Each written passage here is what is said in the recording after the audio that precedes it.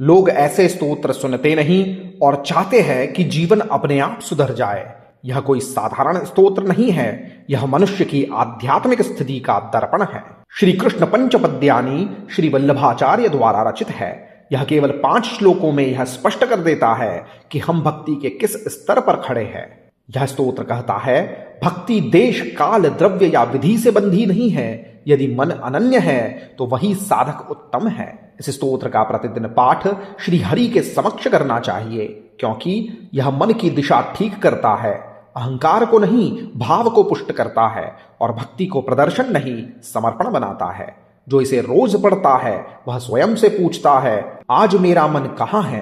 क्या वह कृष्ण में है या नहीं। यह स्तोत्र पढ़ने से भक्ति दिखाई नहीं देती, भक्ति हो जाती है। इसीलिए प्रतिदिन श्री हरि के सम्मुख शांत मन से पंचपद्यानी का पाठ अवश्य करें। जय श्री कृष्ण। ऐसे दिव्य और रहस्यमय स्तोत्र हम आपके लिए लेकर आते रहते हैं, इसीलिए चैनल को सब्सक्राइब अवश्य कीजिएगा, वीडियो को अंत तक अवश्य देखें और वीडियो के अंत में जय श्री हरि कमेंट करना न भूले। ऐसे रहस्यमय स्तोत्र अपने संबंधी जनों से साझा अवश्य करें।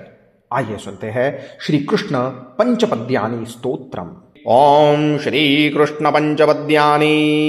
श्रीकृष्ण रस विक्षिप्त मानसा रतिवर्जिताः अनिर्वृता लोकवेदे ते मुख्यः श्रवणोत्सुकाः विक्लिन्न मनसो ये तु भगवत् स्मृति विह्वलाः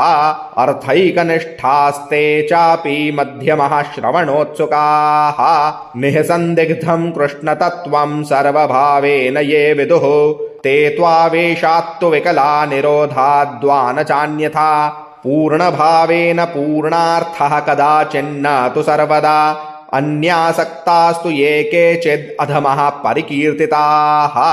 अनन्यमनसो मर्त्या उत्तमः श्रवणादिषु देशकाल द्रव्यकर्तृ मंत्रकर्म प्रकारतः श्रीकृष्णरस विक्षिप्त मानसा रतिवर्जिताः अनिर्वृता लोकवेदे ते मुख्यः श्रवणोत्सुकाः विक्लिन्न मनसो ये तु भगवत् स्मृति विह्वलाः अर्थैकनिष्ठास्ते चापि मध्यमः श्रवणोत्सुकाः निःसन्दिग्धं कृष्ण तत्त्वं सर्वभावेन ये विदुः ते त्वावेशात्तु विकला निरोधाद्वान चान्यथा पूर्णभावेन पूर्णार्थः कदाचिन्न तु सर्वदा अन्यासक्तास्तु ये केचिद् अधमः परिकीर्तिताः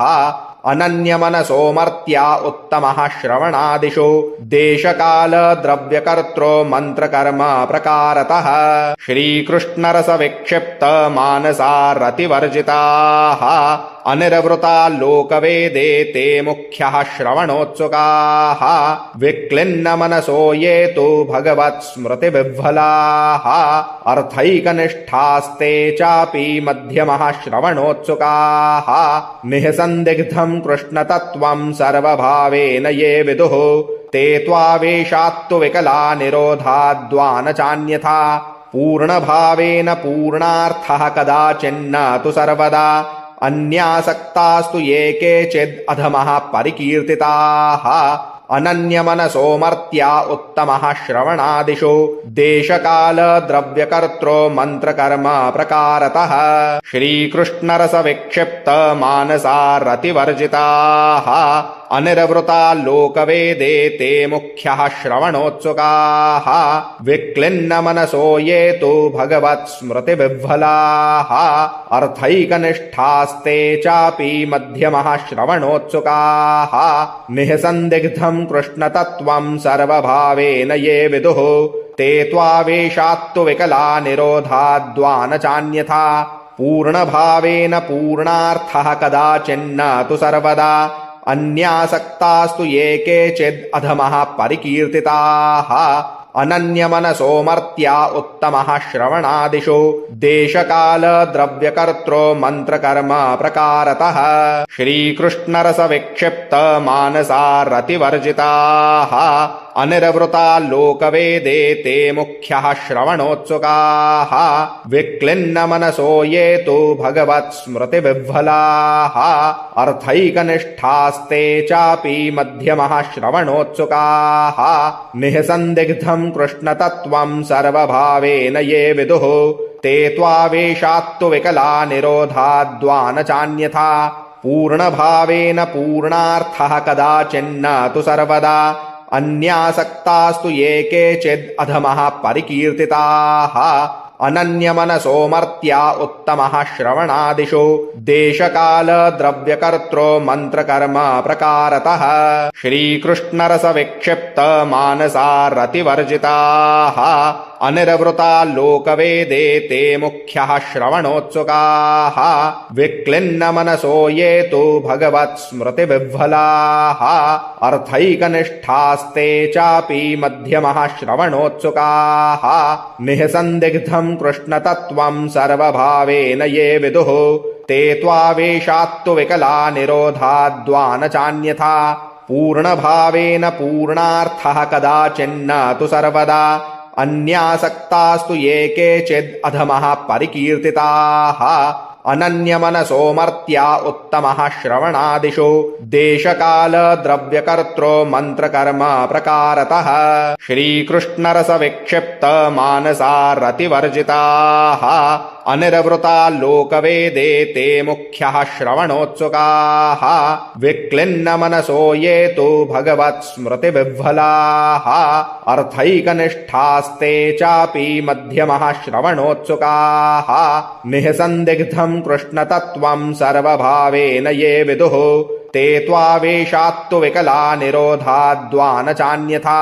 पूर्णभावेन पूर्णार्थः कदाचिन्न तु सर्वदा अन्यासक्तास्तु ये केचिद् अधमः परिकीर्तिताः अनन्यमनसो मर्त्या उत्तमः श्रवणादिषु देशकाल द्रव्यकर्त्रो मन्त्रकर्म प्रकारतः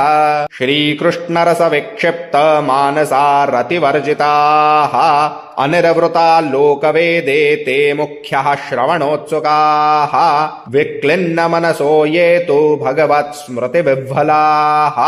अर्थैकनिष्ठास्ते चापि मध्यमः श्रवणोत्सुकाः निःसन्दिग्धम् कृष्णतत्त्वम् सर्वभावेन ये विदुः ते त्वावेशात्तु विकला निरोधाद्वा न चान्यथा पूर्णभावेन पूर्णार्थः कदाचिन्न तु सर्वदा अन्यासक्तास्तु ये केचिद् अधमः परिकीर्तिताः अनन्यमनसो मर्त्या उत्तमः श्रवणादिषु देशकाल द्रव्यकर्त्रो मन्त्रकर्म प्रकारतः श्रीकृष्णरसविक्षिप्त मानसा रतिवर्जिताः अनिर्वृता लोकवेदे ते मुख्यः श्रवणोत्सुकाः विक्लिन्नमनसो ये तु भगवत्स्मृतिविह्वलाः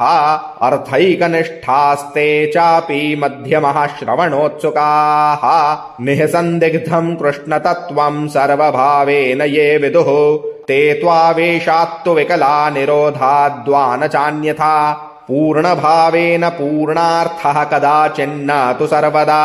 अन्यासक्तास्तु ये केचिद् अधमः परिकीर्तिताः